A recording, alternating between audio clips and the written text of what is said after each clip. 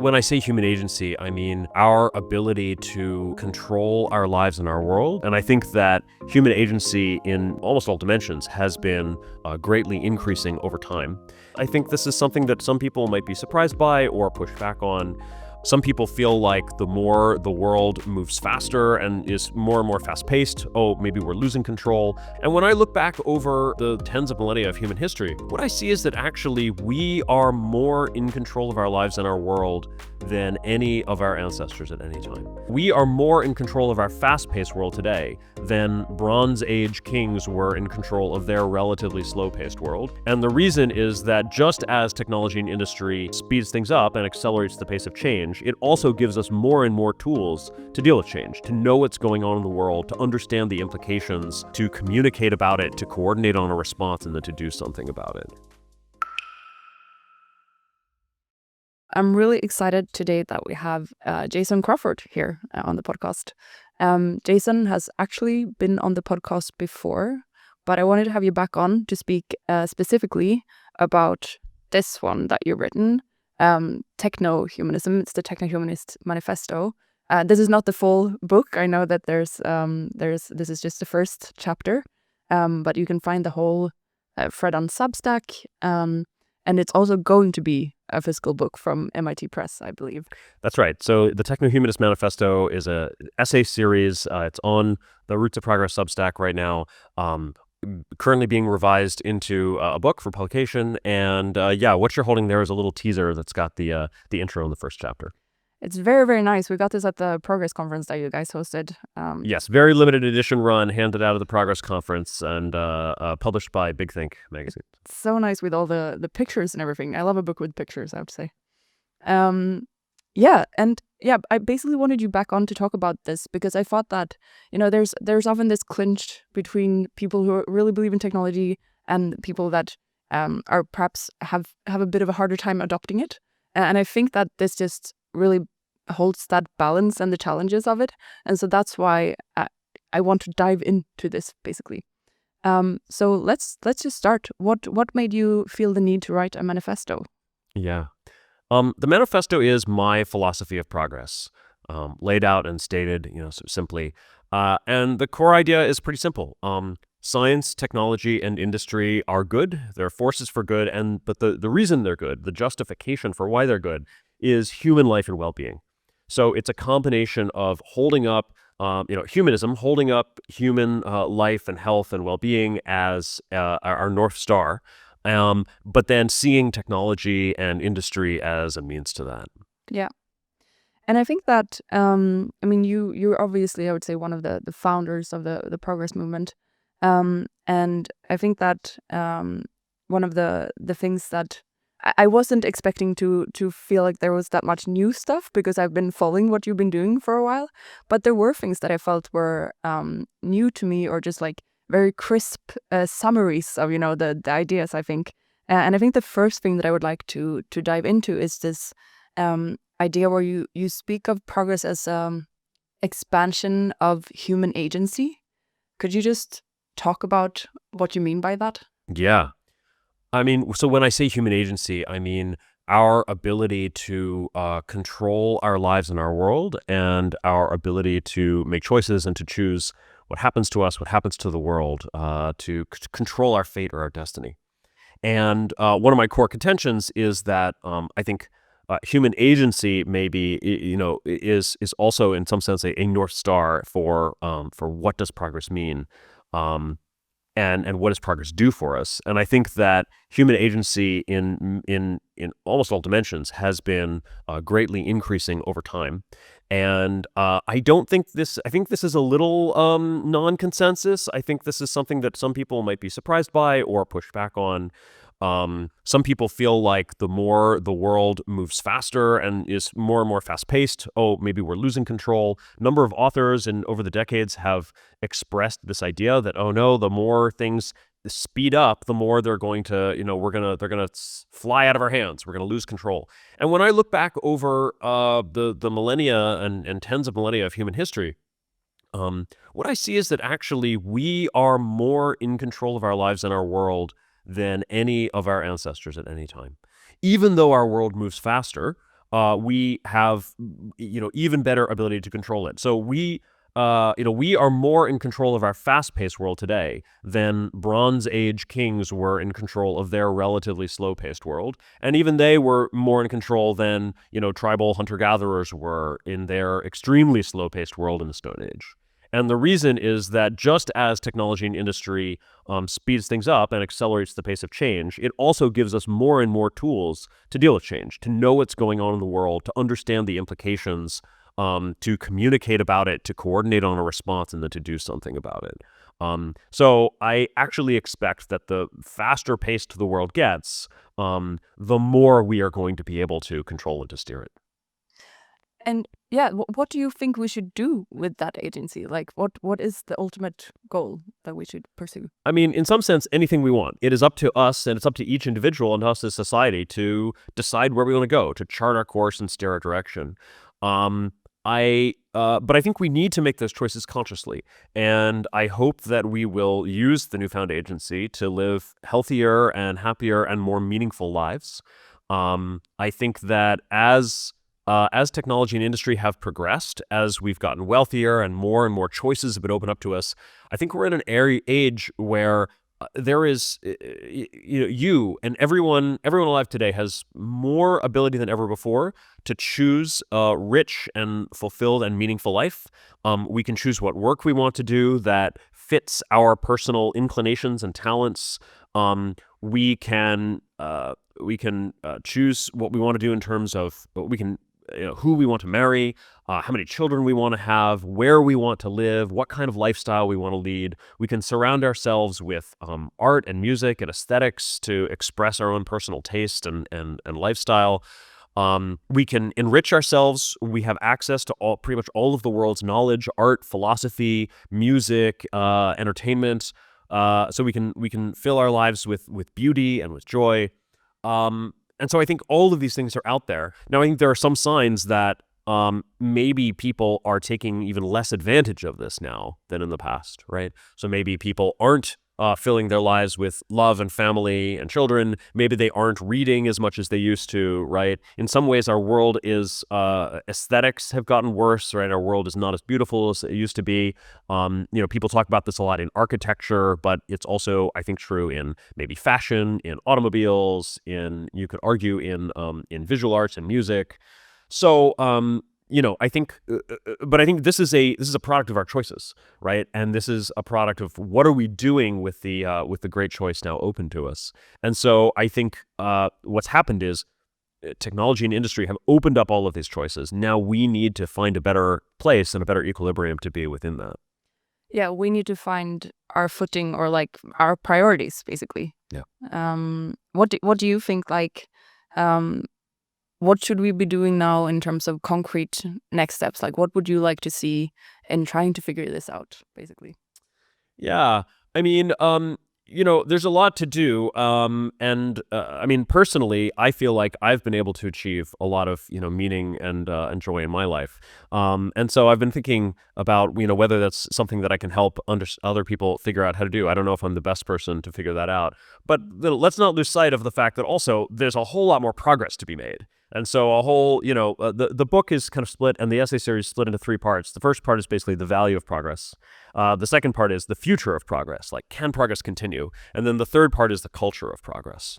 And so I think a lot about those last 2 things. So one is, what is the future of progress? There's so much more progress to be made. I look forward to a future in which we cure aging and death, in which we can zip around the world in supersonic planes and maybe blast off to other, moons and planets, in which we have, nanotech manufacturing and genetic engineering. All of it powered by, maybe solar and nuclear energy and geothermal and other forms. There's a lot of that, and part of what I want to do is get people excited about that future and inspire people to go work on it. I think, so if we deal with the first part, on the criticism that I think most people might have when you talk about like we should expand agency is maybe climate as a counterexample of like, oh, we think that this is an example where humanity has damaged the planet more than helped it. And And I think that you make a bit of a case there that it's not about like stopping climate change. It's about sort of giving building like a thermostat for Earth or something like that. Do you want to expand a bit on that, or like, yeah, dive into it? Yeah, that's right. So, so I have a chapter in the book, and there's an essay on the site titled, "We should install a thermostat for the Earth." And what I do in there is I reframe the goal from stop climate change, which is a framing based on sort of human non-intervention in the environment. So I mean, let me back up a little bit. So there's a little earlier in the book. There is an essay where I talk about our relationship to the environment. And one of my maybe more radical stances is that I am an unabashed anthropocentrist. I believe that the value of nature entirely derives from its value to humanity. That's, partly its utilitarian value, partly aesthetic value, psychological value, so we can have an expansive concept of what is the value of nature to humanity. But I don't believe in the intrinsic value of nature. I don't even really think that's a coherent concept. So when it comes to, so I'm very much against the non-intervention framework that says we have to limit our impact on the environment. I think we need to have thoughtful impacts on the environment that are good for humanity systemically and long term. But ultimately that, impact on the environment per se is not necessarily a bad thing. So when it comes to climate change, what my framing is that rather than take a non-impact framework and just say, well, we should not change the climate, I think what we should do is we should look at this and we should say, oh, we're having an inadvertent impact on the climate, right? Something we didn't plan or choose, something that sort of came about as a side effect. And increased human agency means being aware of those side effects and controlling them, right? Not having inadvertent effects that you didn't want and that maybe you wouldn't have chosen, or bad trade-offs, but being able to even control the side effects, right, of industrial civilization. And so I talk about it as a control problem. I say what we need to do is let's reframe this positively, and in terms of human agency, we need to achieve climate control. Right? We need to be in control of the climate, not just letting it happen to us inadvertently. So in that essay, I dive into some of the technical possibilities, and I sketch out not only where could we get abundant, reliable, cheap, clean energy from, which is obviously one key part of the equation, but also technologies for carbon removal. I ended up, after looking over a bunch of things, being most bullish on enhanced rock weathering. And then I also look at the technologies for albedo control. So that is sometimes called geoengineering or solar radiation management. And I think that what we need is a combination of all three of those things and solutions sort of up and down that stack to achieve climate control. And one of the things that I thought, so you claim you're an Anthropocentrist, yes. Putting humans at the center, right? Exactly, yeah.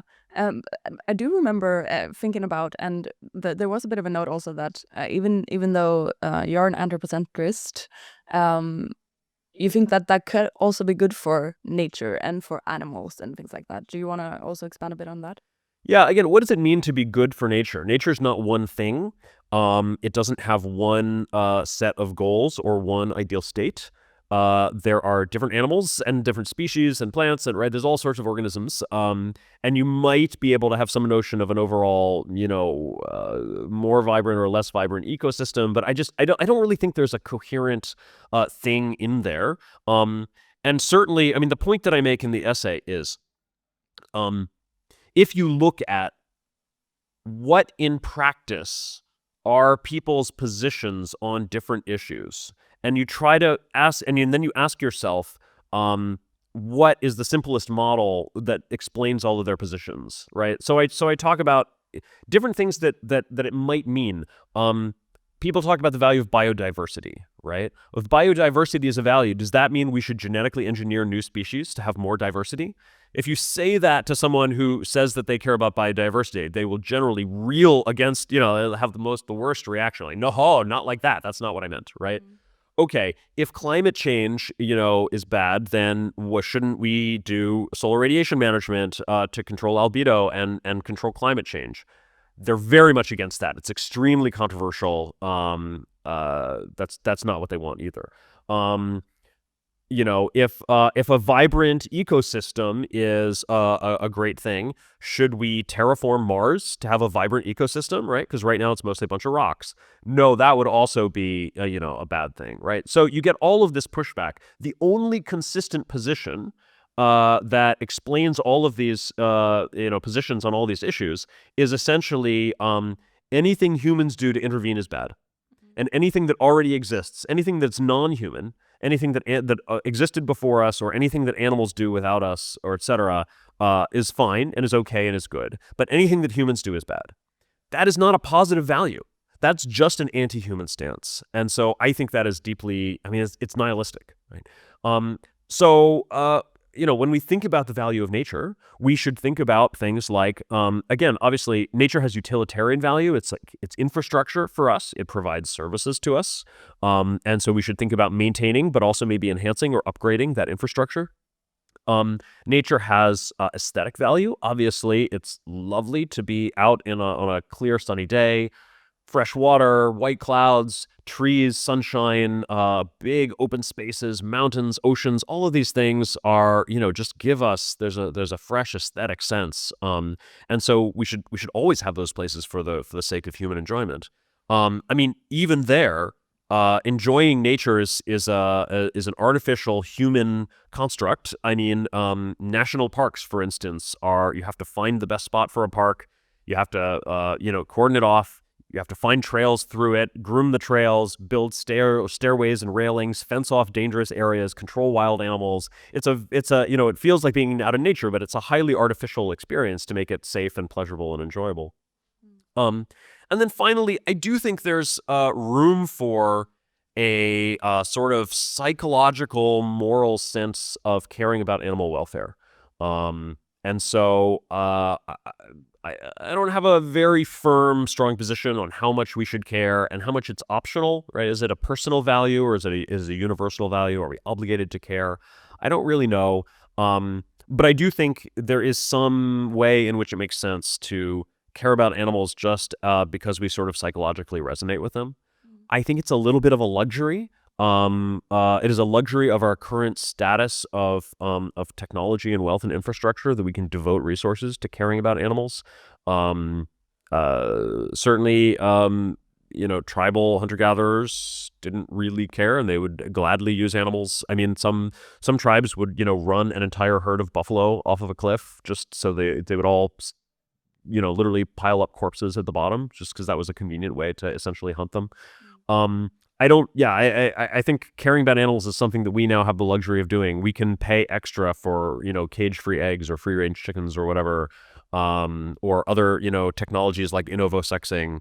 And that's great. And we can do that if we want to. But again, at the end of the day, it's a human value, the human psychological value.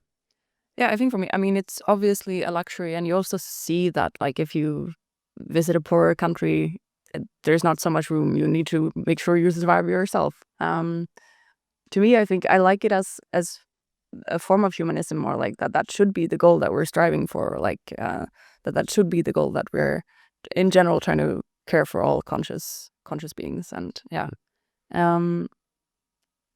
except the mosquitoes. That is true. I'm sorry. Yeah, you always have I support eradicating mosquitoes, at least the species that spread disease.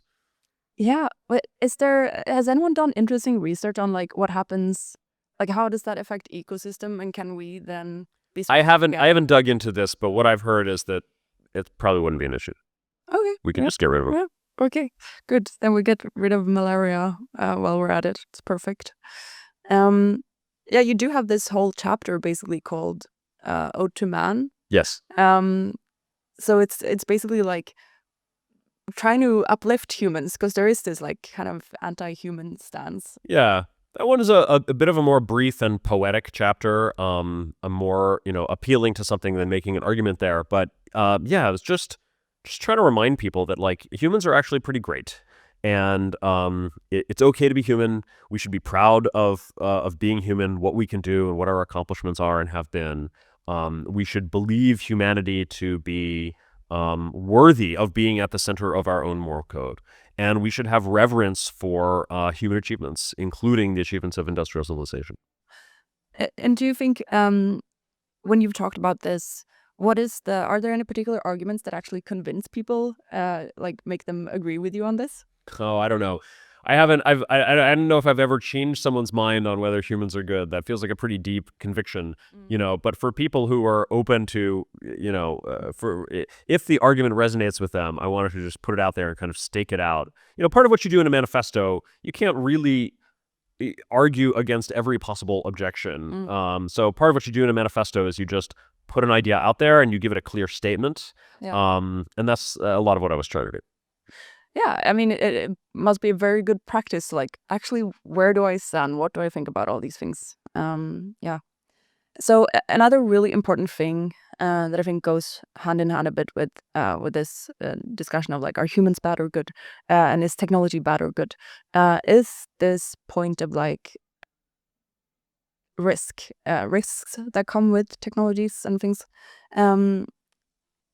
I did really appreciate that in the manifesto as well, that you talk about being too dismissive of risk is not a good idea, basically, when you develop these new technologies and things like that. What did you think there? Yeah. I mean, new technology very often, almost always, creates risks and problems, right? There are costs and risks to technological progress. And progress, when we look back on it historically and philosophically, making progress doesn't consist of ignoring the problems or the risks or dismissing them or downplaying them or just sort of blithely, plowing through and hoping that it'll be all right or trusting that it'll be all right. Progress actually comes about in significant part from acknowledging and embracing the risk and the problems, and then using our best efforts to solve them in turn. So I have a chapter in the book I call Solutionism, because I want to get away from what can often be an unhelpful dichotomy of optimism versus pessimism, right? Optimism can become complacency, where we're so optimistic that we don't even see the problems, right? Or admit the existence of the problems. On the other hand, pessimism isn't good either, because pessimism can be so defeatist, fatalistic, that it doesn't see the opportunity for solutions. Yeah. So we should be realistic about acknowledging the problems, but then also ambitious and agentic in seeking solutions. So I advocate not necessarily a descriptive optimism, but a prescriptive optimism. Right? Descriptive optimism says the future is bright, the path will be easy, it's going to be smooth sailing, no major problems ahead. It's kind of a rosy view, and it's just not always correct. Sometimes the reality is much darker picture, right? But prescriptive optimism says, look, no matter what lies ahead, we are going to bring our best efforts. We believe we can solve it. We're going to step up to the challenge. We're not going to give up in a sort of fatalistic or defeatist way. So that's the kind of optimism that I advocate. And so I tend to speak less about optimism and more about agency and ambition. And so I call it solutionism. In the book, I give a few different examples of times when even technologists embraced risk and problem and stepped up to solve it. I talk about, I'm remembering a few of the examples I gave. So one was risk from electrical products in the early days of the electronics industry and electrical industry, especially for fire, and the testing and standards and certification that were developed in order to deal with that. I talk about the smog that was created by automobiles and how we invented the catalytic converter in order to get rid of the pollution in our atmosphere. I talk about a really interesting case of an agricultural crisis, a looming agricultural crisis that some scientists started to see in the late 1800s, like the end of the 1800s. There was a scientist who started to see that we were running out of fertilizer. And he predicted that if nothing changed, population was going to overtake food production capacity. We were going to have famine. And he was, called a bit of an alarmist for this. But his response to this, or his what he got out of this was not, we need to limit population, or we need to all become poorer, or learn how to do with less. What he did was he called on the chemists of the world to invent synthetic fertilizer. He wanted a way forward where we could, continue growth, population growth, and economic growth. And it turned out, by the way, that he was exactly right, and synthetic fertilizer was exactly the way forward. So, you look at him and you're like, well, was he an optimist or a pessimist? He was sort of pessimistic about the problem looming, right? And a lot of people at the time wanted to just say, you're worrying too much, And he wasn't. He was correct. But he was optimistic about a solution, and he was also correct about that, right? So that's the solutionist mindset that I advocate.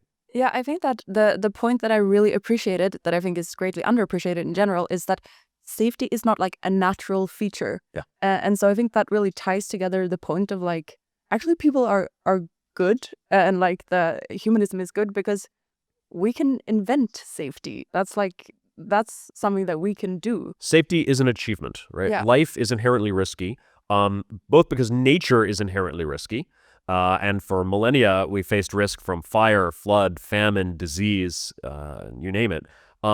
Technology is also inherently risky, and again, every technology brings new problems, and so we need to achieve safety and security and resilience against both the hazards of nature and the hazards of technology.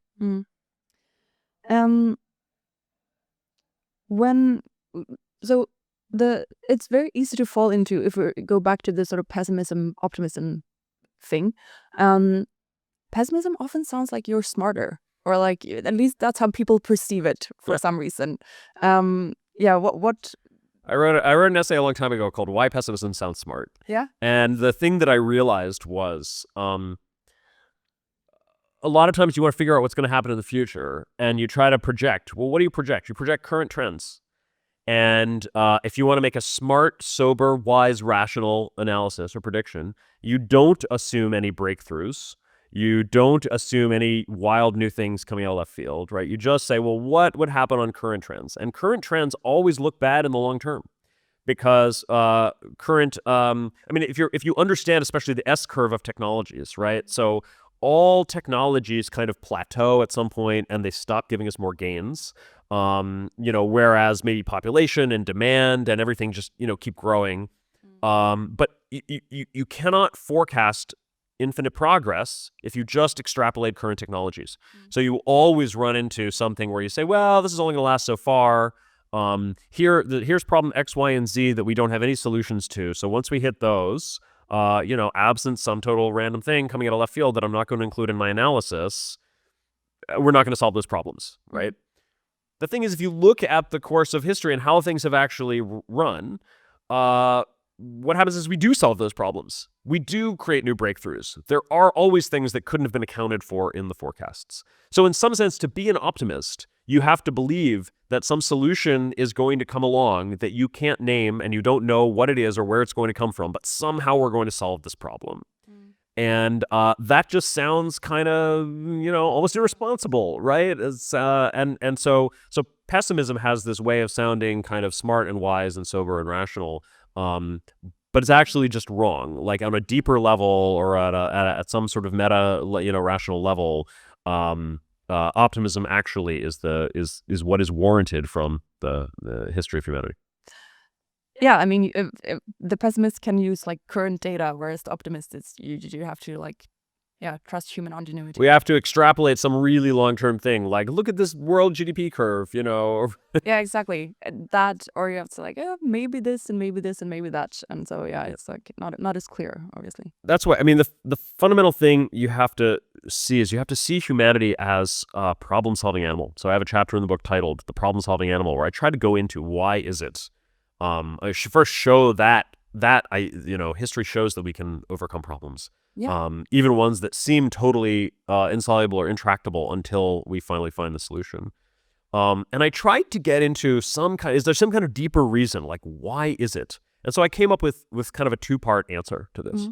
The first part is that the solution space within reality, or the possibility space within reality, is combinatorially vast. Right. So the number of small molecules that are possible just from recombining atoms in non-polymer, right, small numbers, has been estimated at something like 10 to the 60th.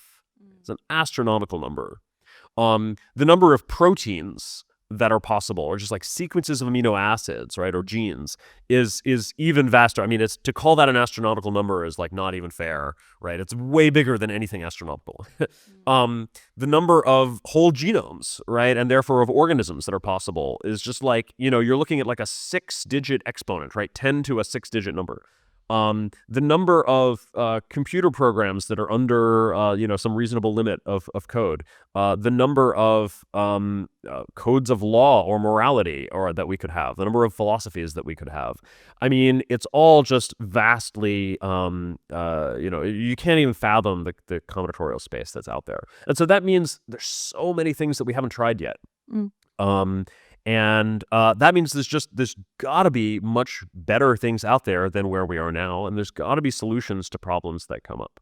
I mean, there isn't a law of physics that says that the solutions absolutely must exist, but when there's so many things to try, right, I think that's part of where the solutions come from.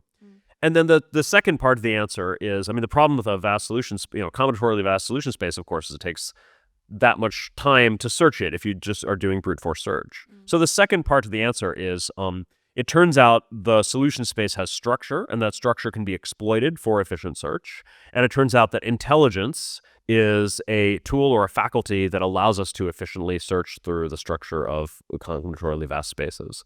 And so that is how, we have been able to find these solutions. Yeah. And that, I mean, we're going to get into that a little bit more later also, because you are arguing that we're approaching this intelligence age. So yeah, let's talk about that. But just on the combinatorial space or these things, you do also talk about like that, and because I think another thing that people might think when you say this is that there's progress is limited by natural resources, and I think you actually argue that that's not necessarily the case. Do you want to expand? Yeah, I mean, look, this is an old debate, and one that I think was settled long before I came around. But I do try to summarize the case. Yeah, if you look at the history of natural resources, there's basically no natural resource that we have ever run out of in any kind of a catastrophic way. Generally, one of two things happens. One is that we just keep finding more and more. This is what happened to oil, right? Some people thought oil was going to run out. The U.S. is now, oil production is at an all-time high. U.S. is now a net oil exporter, right? I mean, there's just, people were talking about it running out in the 1800s. And, here we are 150 years later. Then the other thing that can happen is sometimes a natural resource really does run out because there actually just isn't much of it. But what happens is we tend to anticipate this, we see it coming, and we switch to something else. We switched away from whale oil to kerosene, right? In general, in the 1900s, in the 19th century, in the 1800s, we switched off of a lot of biological, sources of material, which were not scaling with the economy and with the population, and we switched on to much more abundant mineral sources. And someday in the future, when those mineral sources run out, we are going to be able to anticipate it far in advance and switch to something else. So we tend to make a smooth. And all of capitalism and all of the market economy gives incentives to make these predictions and to come up with the new technologies in advance. So the sort of deeper, more philosophical point is that in a deep and important sense, there are no natural resources. There's no such thing as a totally natural resource because, again, in an important sense, all resources are artificial. All resources, David Deutsch says, are the product of knowledge.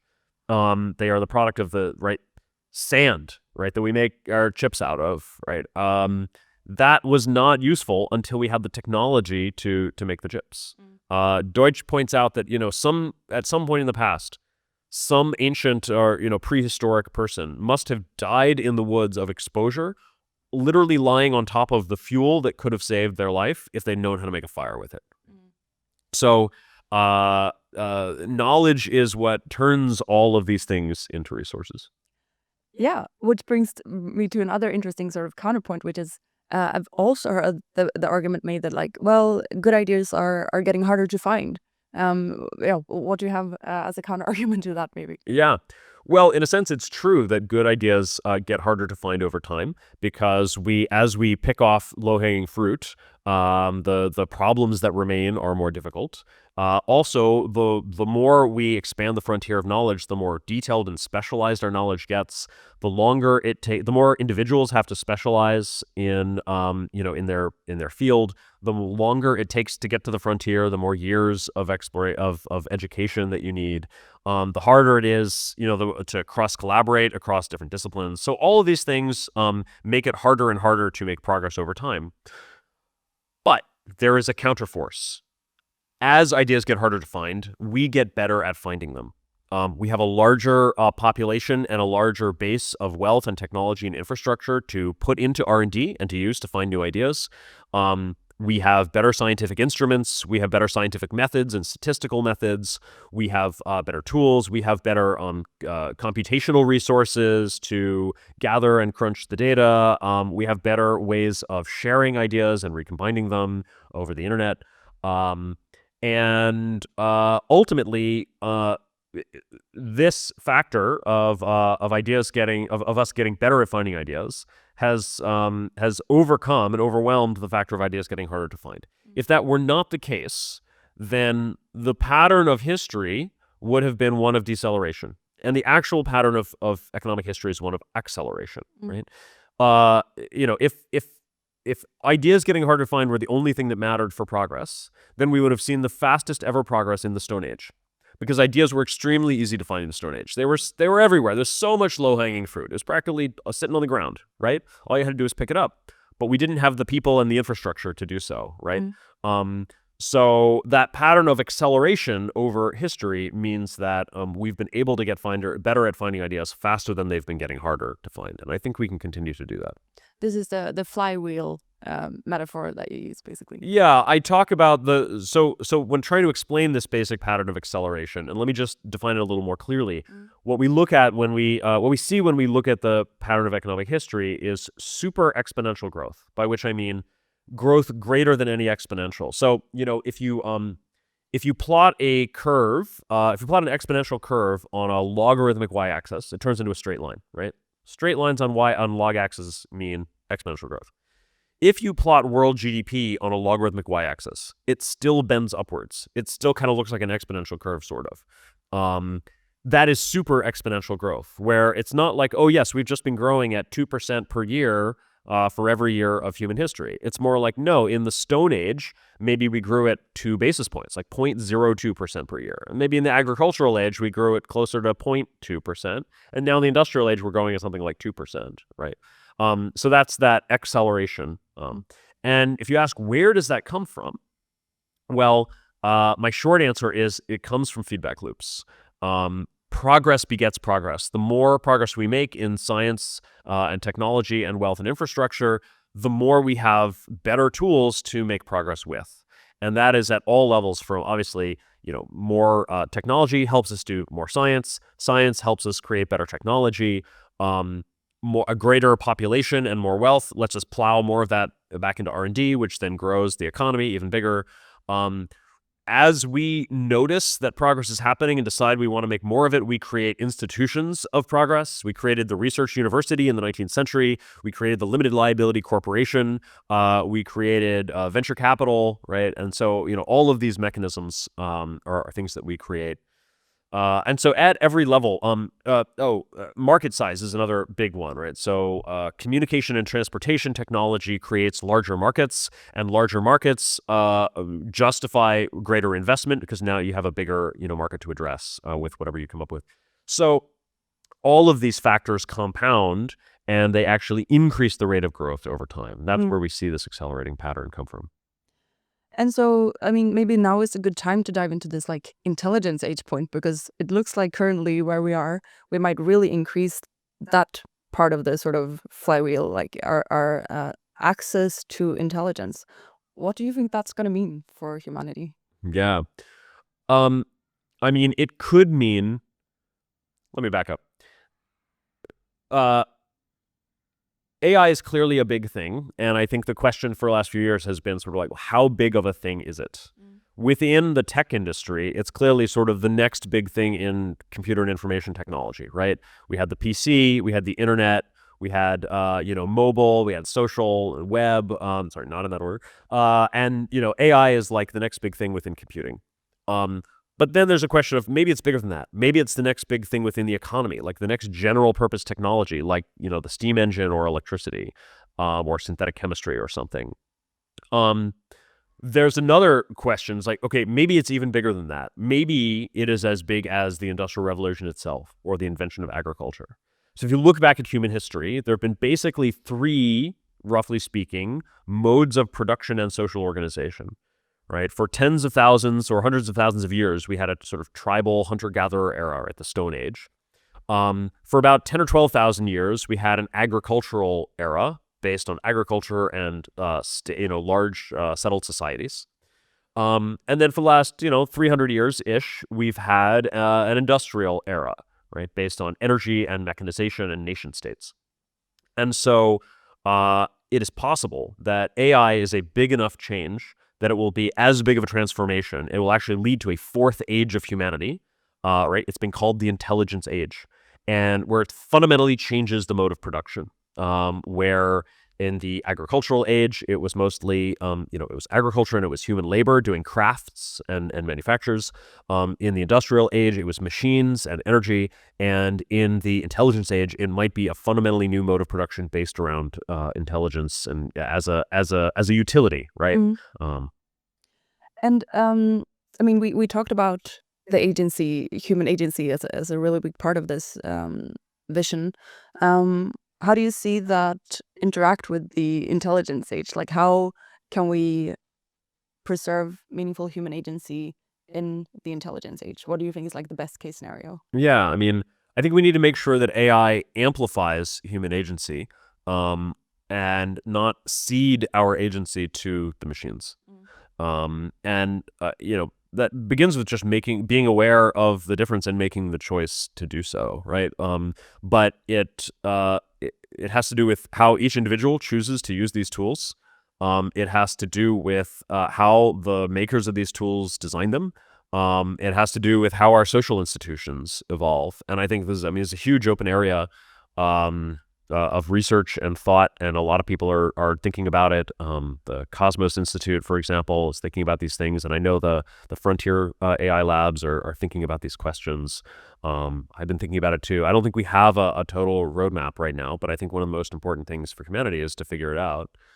I would like to see a future where what AI does for us is allows us to learn any topic that we want, achieve any goal that we have in mind, realize any creative vision that comes to us, and generally just live better and healthier lives where we're actually achieving all of our visions and goals and dreams.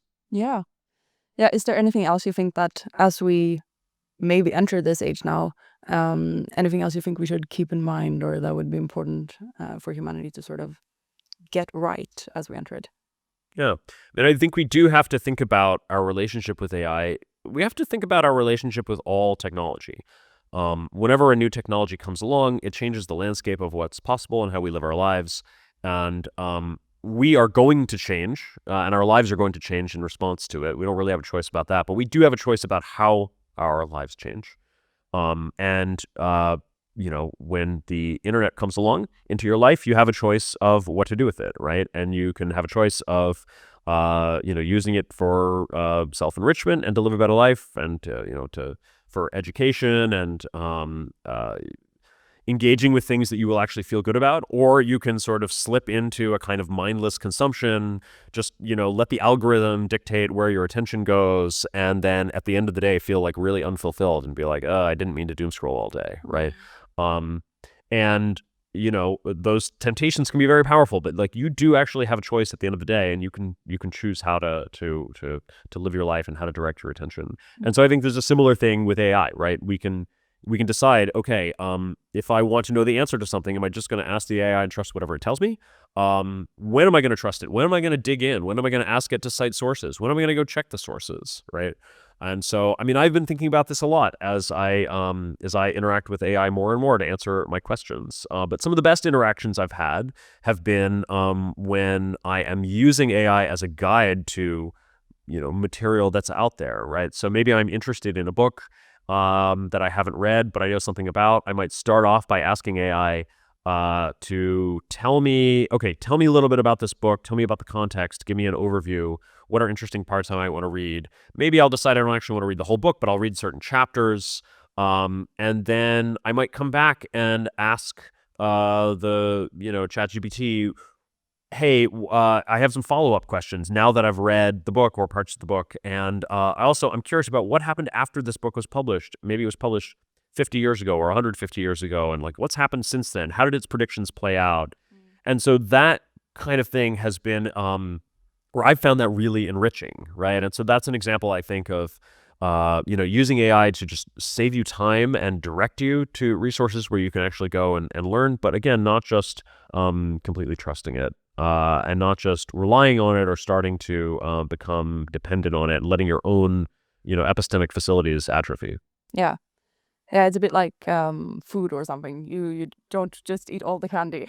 Yeah, exactly, right? We need to develop a healthy relationship with food as well. Yeah. And that's also, a personal choice. It's also something that technology maybe can help with, right? We have drugs now that seem to be helping people with this. Yeah. Yeah, I think that's such a funny one. It's like it used to be that horse poop was the problem on the streets, that was dirt, and then we got cars, and now I think Ozempic and drugs like that, it's just so interesting, like we with obesity and like how we're able to just like the problem solving animal, I guess, is the point that you're making, these unexpected solutions, I would say. Yeah.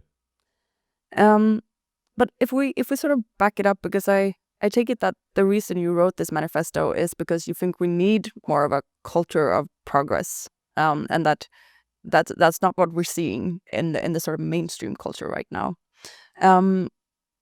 Why do you think that is? Yeah. So part 3 of the book is the culture of progress, and I talk about how, there was a time when we had a big ambitious vision for the future. Certainly in the sort of pre-World War I era, people were very optimistic about technology and science and progress in the future, maybe even naively optimistic. I would say even up through the 1960s, at least, we were dreaming of things like moon bases and flying cars. And ever since then, the last 50 years or so, or even a little longer, we've really soured on progress, at least in Western culture. Yeah. We are much more fearful, skeptical than in the past.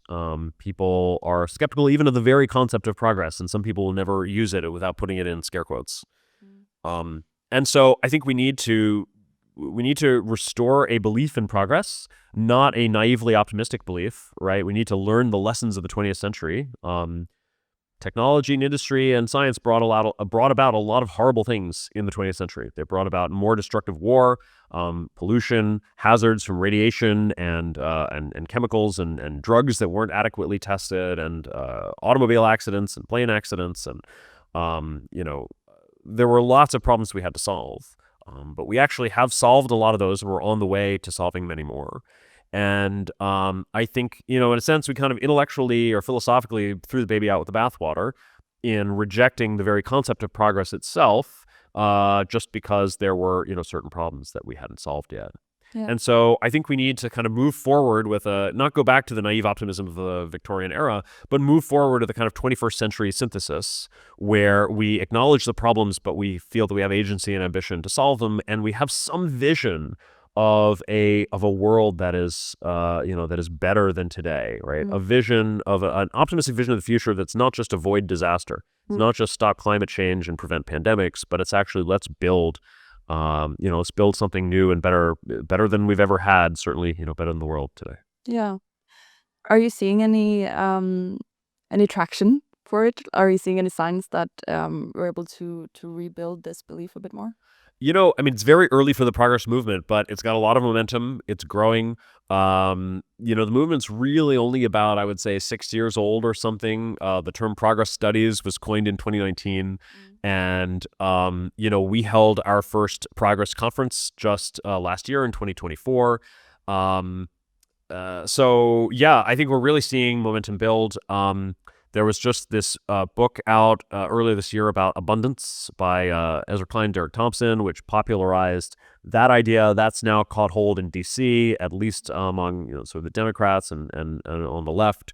I think the right has their own view of progress and American dynamism and reindustrializing. And so there's politically, suddenly, ideas of progress and abundance are kind of winning ideas on both sides of the aisle, which is encouraging. Yeah. And more broadly, I think we're seeing the idea spread within the scientific community, the engineering community, within Silicon Valley. So yeah, I'm optimistic about the growth of this movement. And if you think forward, what do you want to do? What do you think we should be doing to grow this movement? Yeah, sure. Well, we need more and more writers who are laying the intellectual foundation for this movement. We need more people writing blogs and writing books. That's why my organization, the Roots of Progress Institute, has a fellowship program to support progress writers. We need to continue building community at events like Progress Conference and Vision Weekend, and we need to eventually get these ideas out into the broader culture through channels like education, media, entertainment. We are getting ready soon to announce a student outreach program. I won't spoil that thunder or steal that by talking about it now, but pay attention, or maybe by the time this podcast is out, we'll have announced it already. Follow Roots of Progress, I guess. I think, we need more Hollywood biopics of scientists and inventors that actually dramatize the creative process and the process of discovery. I think we need more out of science fiction. We need more visions of a future that we actually want to build and are inspired to build because we actually want to live in that future.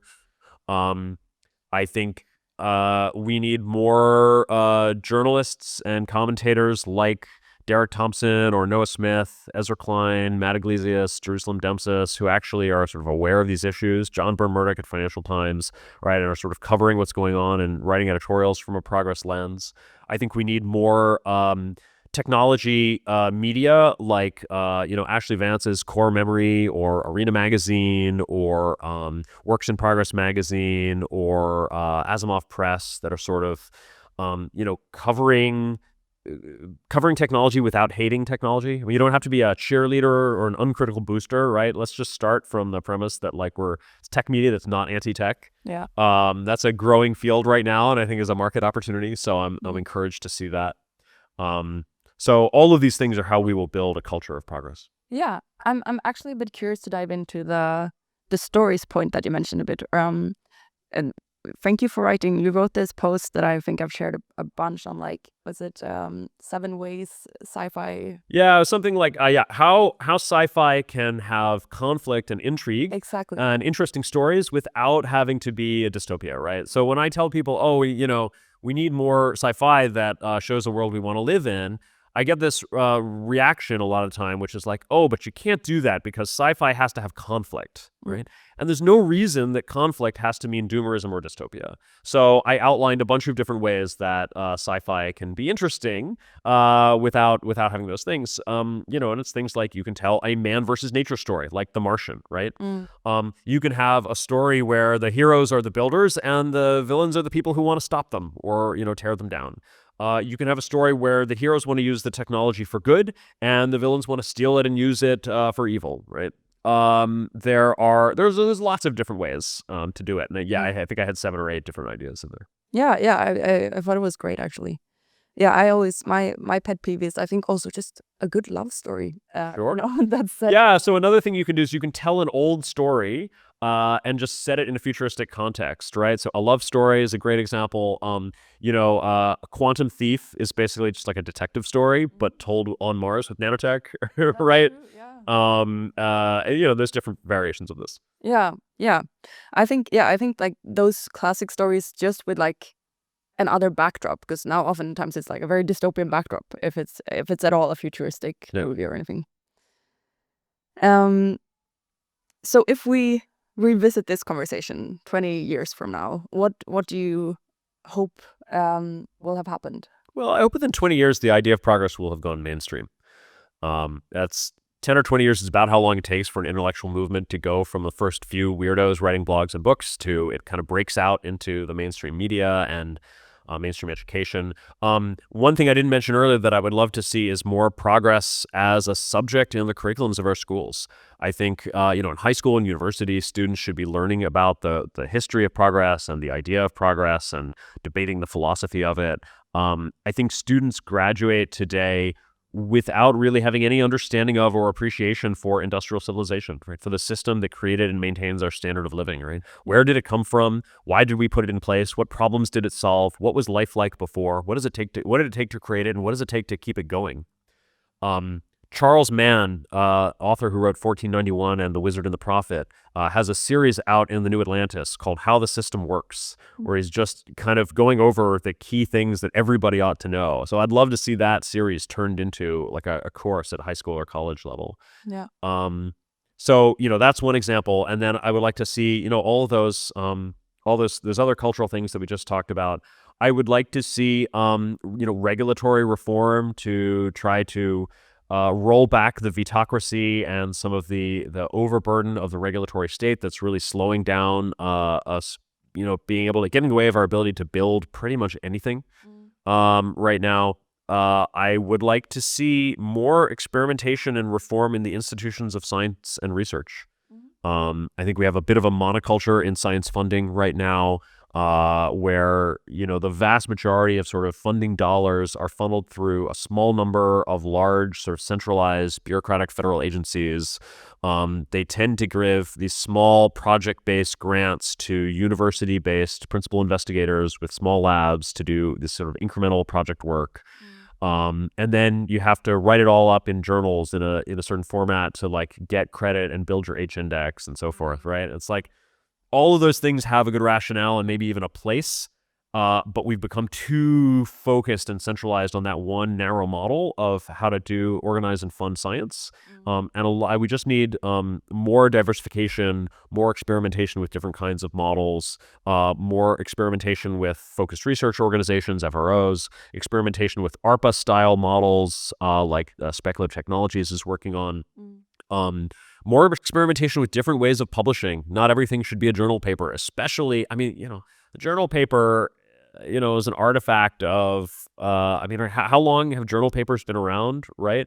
They were invented in the pre-electronic communications era, right? In some sense, they came out of Republic of Letters and the Royal Society in the 1600s, right? And they've evolved somewhat since then, but they haven't evolved as much as they ought to in the age of the internet and Jupyter notebooks and right. So there's much better ways that we should be publishing, and I think we should be experimenting with this more.